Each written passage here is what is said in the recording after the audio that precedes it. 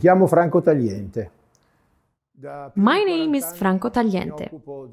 I have been involved in marketing and organizational development in profit and non-profit organizations for over 40 years. Since I was a university student, I understood that marketing is not the discipline that most people think it is. It is not a tool to increase company sales or to induce people to make purchases. Marketing is a discipline that above all engages in listening to people in order to understand their real needs rather than their desires. Because there is a fundamental difference between needs and desires. I will try to carry out a little experiment using this object to help you understand it immediately through an image, a moving image. Comprenderlo subito attraverso un'immagine in movimento. So, if I act like this on this object, which we can metaphorically liken to a marketing action, hitting it in this way with the intention of making it spin, it goes back almost immediately. When my actions are aimed at satisfying mere desires, the result is short-lived. If, on the other hand, I act in the right way, like that, the results are long-lasting. There is no going back. The right action here has impacted, like if it was acting on the needs that are hidden deep within us. These really do matter, and I have been involved in instilling in people a concept of an economy that is not aimed at increasing consumption and pushing people to do what deep down they do not want to do. I have been involved in the sustainable economy that is concerned with ensuring that companies are able to be economically self-sufficient, but also respectful from a social and environmental point of view.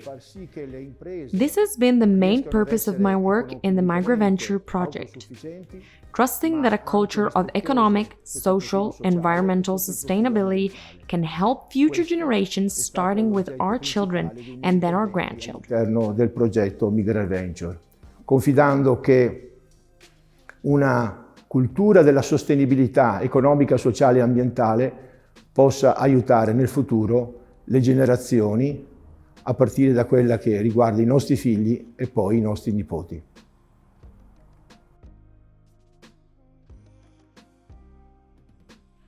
The objective of this video lesson is to provide a brief description of marketing and its applications. We will look at the main topics in this area, allowing you to understand what the market is and how to identify the needs of the customer, who plays a central role in a company's success. We will cover the reasons that lead people to buy a product. We will study what strategies to employ in markets through the best marketing mix, and this will help us to define a marketing plan. Before getting started, we'll make 2 points. Firstly, during this module, we will refer to the concept of global. By this, we invite you to think globally because these days the virtual market is global, but also to act locally, focusing on the well-being of the community in which you operate. The second point is that the material in this module is just a small introduction to whet your appetite. If you would like to find out more, we encourage you to download the Doing Business Manual from the website of the International Organization for Migration, IOM, at www.italy.iom.int. Are you ready? Good! Let's get started!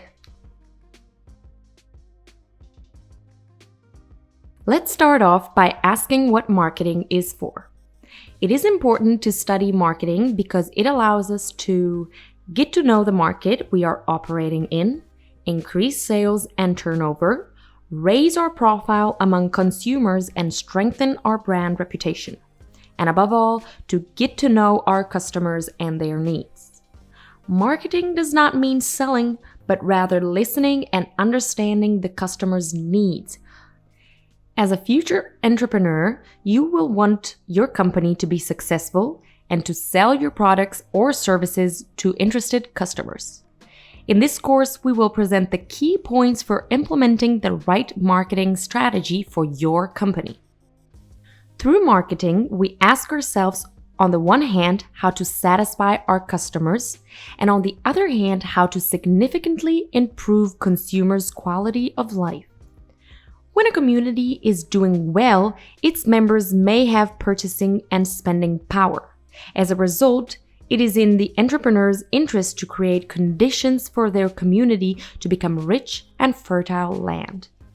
Some Western business models, which led to the impoverishment of the social fabric in which they were operating, ultimately failed. These days, entrepreneurs must go further and support the community in which they operate and take steps to protect the well-being of its members. Before getting to marketing true and proper, first we'll take a look at a broad definition of marketing, including all the players involved.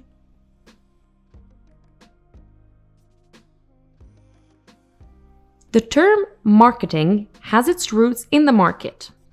In markets, both physical and virtual, many different players live, operate, and interact with each other. The well-being of the market depends on the balance between participants. Let's take a look at the environment you will be operating in. As we can see in this diagram, the microenvironment around the company includes players which it interacts with more frequently and directly. Firstly, there are customers, then suppliers, for example, firms that sell us strategic products or services for our company. Alongside these players are our competitors, and finally, the intermediaries that can play a key role in our distribution channels, like wholesalers and retailers. A number of systems interact within the macro environment, namely a series of factors that influence both the market in the long term and our future development as a company.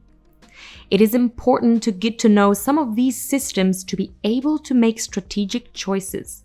Let's take a look. Firstly, let's consider the economic system, which includes the factors that influence consumers' purchasing power and spending models. Knowing the characteristic of the system allows us to understand how people live and see if their spending habits are merely subsistence related or if they tend to spend money in acquiring more sophisticated services. Then there is the demographic system that provides information on the demographic trends of the population, and the physical system, which includes all available natural and environmental resources. We should also consider the technological system, which shows whether or not an environment is undergoing rapid change. For example, the arrival of the internet, which provides a special promotional channel for companies, represents an important opportunity. Another important macro dimension is the political and legislative system, which may be supportive of companies and therefore promote laws to help the markets, or else may be reluctant to provide support.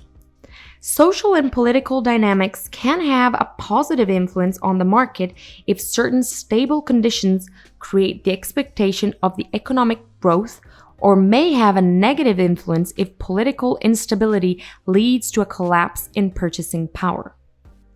Last comes the cultural system, namely the basic values that influence a community's purchasing decisions. The environment and its strengths, whether local or remote, are the soil in which your company grows, lives, and gets stronger.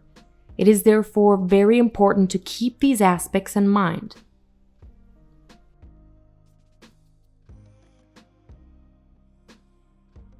Marketing as a subject was created in the 1950s in the United States. However, it is something we have always used.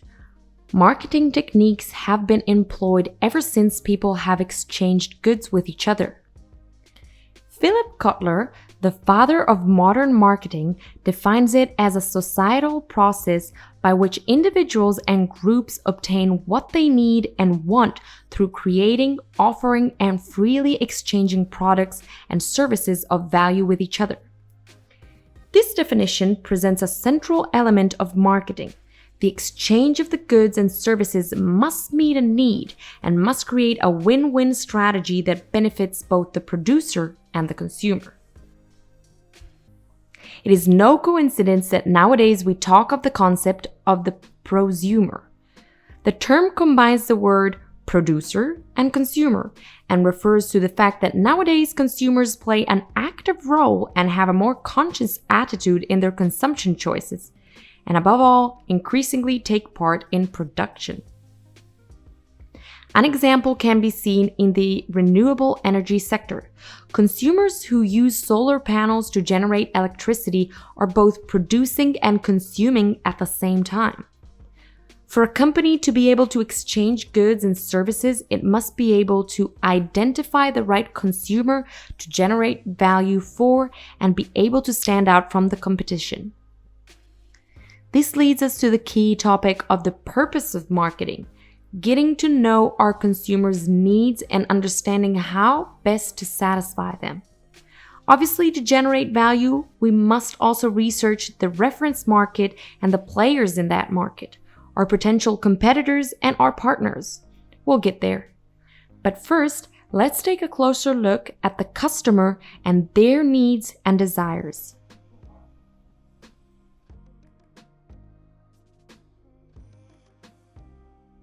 Let's start from the most important point, centrality of the customer, the person who will allow our company to grow. How do we get to know our customers and what they need? The first question we might ask ourselves is very simple. What do people need? This was studied by Abraham Maslow, an American psychologist who studied people, their needs, and their motivations. He produced the famous hierarchy of needs. The hierarchy varies depending on individual variables and cultures, but is still an important reference model that has been able to describe the needs of human beings.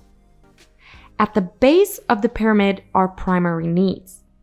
Physiological needs associated with self-preservation such as food, sleep, and clothes, and those relating to safety such as physical safety, job security, family, health, and property.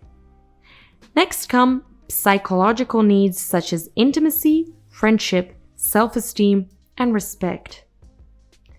At the top of the hierarchy is the need for self-actualization or achieving your full potential, such as literary, creative, and artistic activities. Don't forget that desires correspond to needs. Marketing works on the desires underlying needs, which your customer may not even be fully aware of. Each of our customers will have their own personal hierarchy of needs, but this will correspond to the most of the needs described by Maslow. How can we generate value for our customers? By looking around, testing our ideas, and listening to their answers.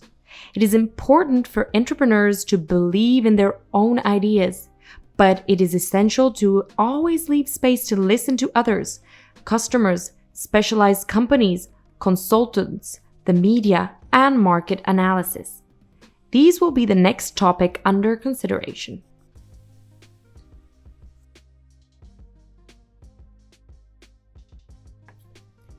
In this session on market analysis, we will see what steps to follow to find out about trends and what the market wants.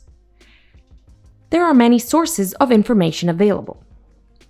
Firstly, there is market research. For each sector, for example, automotive, agricultural, fashion, or crafts, there are marketing companies that study the needs of customers through surveys, direct interviews, loyalty, payments, or focus groups. Data gathered in this way is often available to the public, like the data available from the Italian Statistics Institute, ISTAT, or is held in paid databases. Online research is a good way of starting to collect general information about the needs of the market. However, remember that most online research provides results based on responses from a sample of Western people, and therefore it may not necessarily be representative of markets in emerging countries. The focus group is an interesting research method. It centers on a group of people who may or may not be selected based on a specific criteria. A focus group investigates the need of a group of people for a particular object, technology, product, or service. Active listening and word of mouth work well if we listen to those around us. It is always a good exercise to listen carefully and observe what people do in places where they live, how they dress, what they eat, what they say they want. These are all precious elements for formulating ideas about what to offer in response to their needs. The advantage of active listening and word of mouth between people is that it helps you get to know the specific needs of consumers. Today's social media allow us to study and learn about the local needs of vast geographic areas, becoming the forum in which people talk about a sector. By using these tools, it would be possible to develop a specific product for a reference market even from thousands of miles away. An additional source of information is competitor analysis. When we want to gain deeper insight into the needs of a market, it is essential to know what others are doing. How do they meet their needs? What are they offering? What are the advantages and what are the prices in your segment? As mentioned before, in this case, you could also conduct online research or make use of your local presence, as well as getting information directly from social network or reference groups. It is strategic to gather and keep up-to-date information about the presence and value of competitors.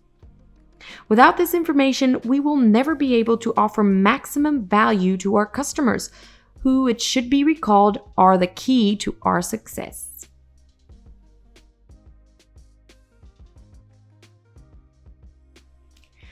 Market segmentation allows us to identify the groups of consumers or segments that we should market our products to. They may be classified according to various parameters such as age, income, geographical location, social background, or education. This subdivision allows us to choose which segments to target and therefore which marketing strategies to adopt.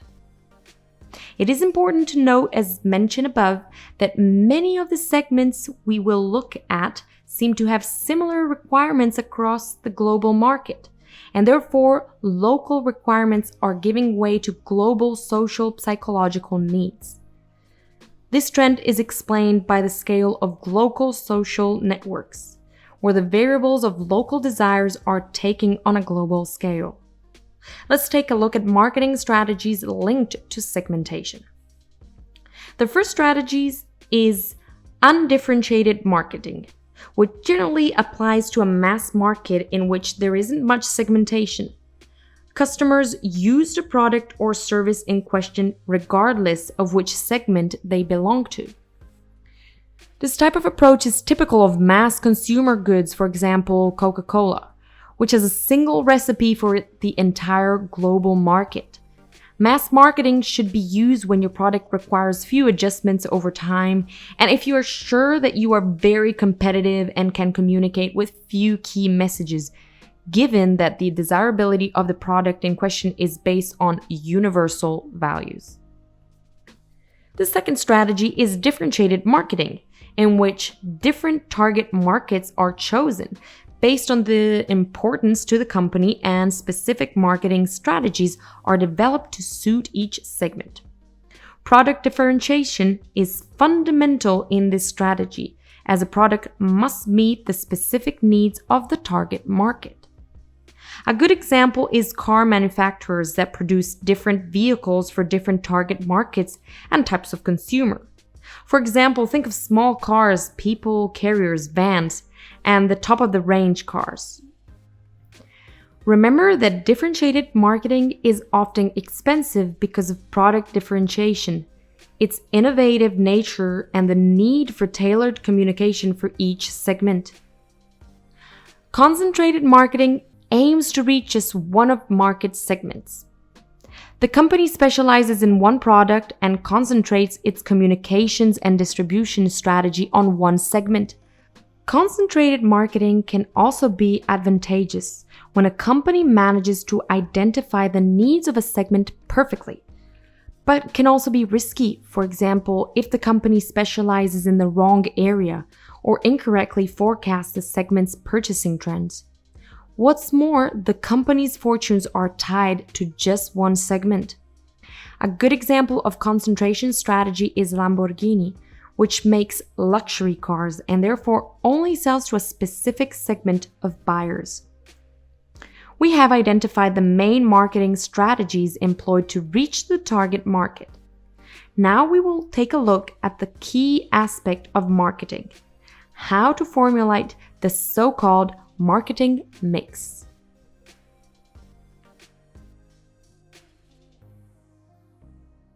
The marketing mix model, developed by E. Jerome McCarthy in the 1960s, identifies the 4 P's of marketing, which should be used in conjunction with each other to achieve the objectives of the target market. For example, the segments that we have already identified. A 5th P has now been added to the list: people. What are the 5 P's? Product relates to everything about the product or service that you want to offer to the customer. This includes design, innovation, and packaging, namely the presentation of the product or service best suited to your target market. The 2nd P is price. The policy for setting prices is delicate. You must identify a price that is right for your target market and that is comparable with similar services offered by the competition, but which does not undervalue your product. The 3rd P is place and refers to distribution channels that you choose to reach your target market. The channels will vary depending on the product or service. For example, if your company specializes in selling bicycles, you may need a public outlet to use as sales point. The choice of distribution channels can vary based on the consumption habits of your selected segment. Some consumers prefer to buy from physical outlets such as shops or markets, while others prefer virtual spaces such as Amazon and Alibaba. Being present in these outlets may not only make it easier to sell to consumers, but will also give you access to a large source of potential customers. The final P in the original model stands for promotion. For example, the series of organizational, creative, and economic activities required to launch and promote your product or service on the market. You can choose to use a number of channels and media such as word of mouth from loyal customers and traditional campaigns on radio, television, press, or posters, and combine these with the potential now offered by media like social network marketing, mobile advertising, and direct mail, to name just a few. The 4 original P's have now been joined by a 5th, people. As mentioned above, the active role played by the customer now becomes a fundamental element in the company's strategy. Customers are an integral part of our success, and we need to communicate with them directly. For example, so-called lead nurturing, which makes it possible to send personalized messages to a potential customer to inform them about your services and your company and make them feel part of your success story. How can we create a good mix of elements to reach our target market? It's not always possible to have all the information at the outset, and these different lever elements are often strengthened as the product is being launched, as many large companies do before finding the right balance. The marketing mix and market analysis are fundamental for drawing up our marketing plan. Before signing off, let's summarize the key concepts of marketing.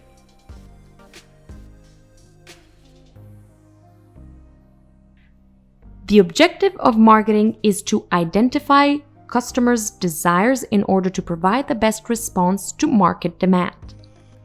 Customers' desires correspond to their needs and may be identified using a range of research methods.